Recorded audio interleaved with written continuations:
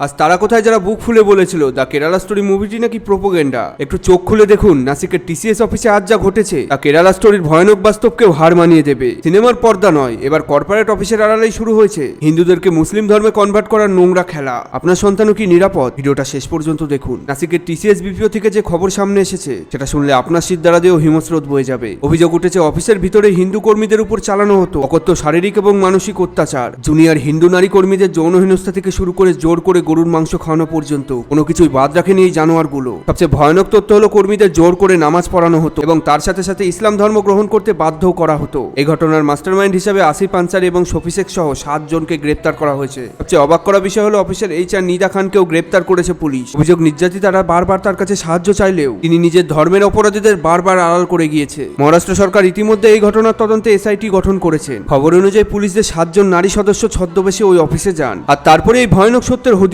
পান। TCS কর্তৃপক্ষ ইতিমধ্যে সবাইকে সাসপেন্ড করেছে, কিন্তু প্রশ্ন উঠেছে কর্পোরেট অফিসের ভিতরে এমন জিহাদি মানসিকতা কি করে ঢুকলো? কাজের জায়গাগুলোতেও কি আজ আমাদের ধর্ম আমাদের সম্মান নিরাপদ নয়? আমরা কি এইভাবে চুপচাপ সহ্য করে যাব নাকি এই অন্যায়ের বিরুদ্ধে গর্জে উঠবো? সিদ্ধান্ত আপনার কি মনে হয় এই বিষাক্ত মানসিকতার মানুষদের আদালতে সবচেয়ে কঠোর শাস্তি হওয়া উচিত? কমেন্টে অবশ্যই জানান।